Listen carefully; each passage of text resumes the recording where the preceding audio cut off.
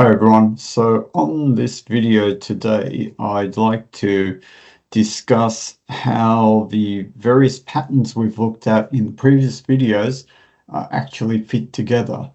And I'll start off with this particular pattern, which is the two columns one we discussed. And if you are playing this in a C major scale, which is a very common one, where you actually need to play this column where it fits in is here. So in the key of C, this two column pattern fits in on frets 10 and 12 on your guitar. Now it's a fair way up, but this is the, if you like, the highest pitch notes that you'll, or highest pitch scale that you would need to play. So it happens on columns 10 and 12, as you can see here. Then we talked about a pattern where the two dots move across, as you can see here. Remember, this one is the same as that first one we just saw, but the two dots have moved across. And this one goes in the key of C on columns 8 and 10. And if you look at this, there's a column here on 10, but we had this one before where the column 10 was being used by this two column pattern. So it's shared between the two patterns. All right, so I've colored it orange here. It's actually common to those two patterns. Okay, so here we have essentially frets 8 through to 12 being used. Then we've got this pattern where, remember, dots had moved in, and this one fits here on frets 5 to 7. Okay, so string 2 on here is moved to fret 6. So 5 to 7 in the key of C. So if we put it together with what we just had before, we see here we've got the two column pattern, we've got the pattern with the two dots moved, and we've got this one here with the one dot moved. So that's how it fits in from 5 through to 12. Then we're going to get this pattern where the dot on string 3 has been moved in to the left. So this pattern here fits in on frets 3, 4, and 5 on your guitar. Okay. And then again, if we look at the whole thing, this is how it's going to fit. Now, you'll notice again that fret 5 is shared between this pattern and that pattern over here. So the pattern on frets 3, 4, and 5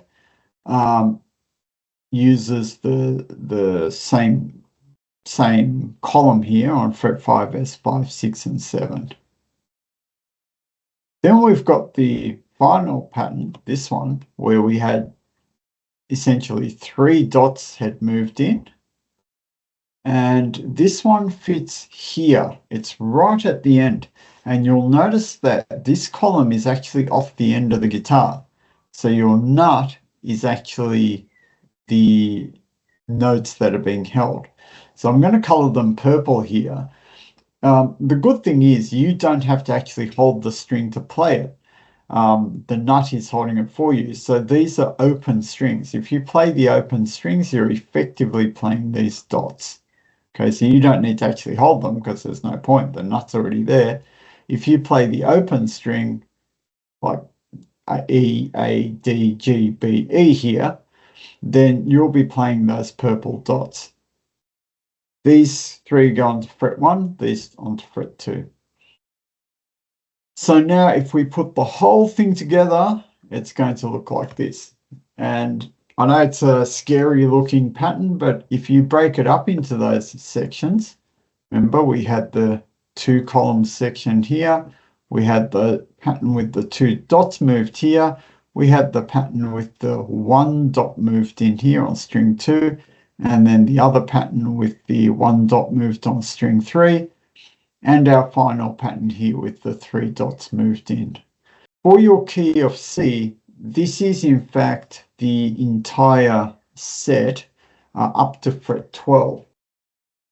And what that means is if you have some backing music in the key of C, if you get some backing music in the key of C, you can play any of these yellow dots, any note on these yellow dots or the open strings without hitting what we would call a bung note. It wouldn't sound strange.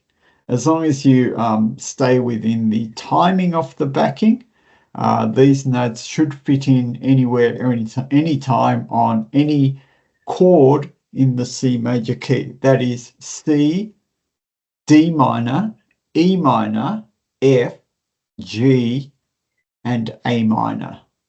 Okay, so any of those chords, these yellow dots will sound okay. Now, some of you might wonder what's happening beyond 12. Well, here it is. Now, it might look incredibly horrible, but there is a logic behind this. Now, if you look at 12, 13, 14, just keeping in mind that 12 is in fact 1 octave up from your open string. So you've got the notes E, A, D, G, B, E here. Well, believe it or not, the notes here on 12 is E, A, D, G, B, E. So they're 1 octave up from here.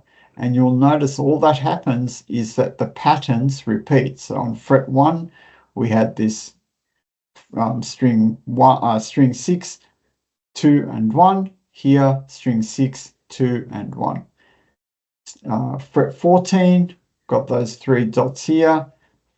Fret 15, we got the missing dot on string 3. Same deal here. So all that happens is the pattern simply repeats from 12 on. Okay, so the 12 is the same as the open string. Now, looking at the other keys, so what happens in the case of a key of D flat or C sharp? Both the same thing. And you'll notice all the difference is, it's 1 semitone up, is that everything has moved to the left. So this purple one now becomes fret 1. Everything that was on fret 1 now goes to fret 2, and so on. So everything moves across left 1 spot, 1 fret. Okay. And similarly for D, it moves again. And what's happened here is this one's appeared because that was what was previously here on fret 11. So fret 11 moves to 12 and also becomes the open string settings here. And then again in E flat or D sharp, it moves again 1 spot to the left, and now this one comes into play here. Okay, so whatever's on 12 gets replicated here on the open strings or on your nut. Here it is in E. Again, shift left. And then F, because there's no such thing, there's no semitone between E and F. F is actually 1 semitone above E. There's, on a piano, there will be no black key there. Then F sharp or G flat, same thing. Then in the key of G, A flat, and then in the key of A, B flat, which is the same as A flat, A sharp, and the key of B. So that's the last one. Then, of course, it goes back to a C. So I hope that explains how all of those dots fit in. And if you can really understand that structure, you'll be able to play leads and solos with any sort of backing track, assuming you know what key it is. Thanks for listening.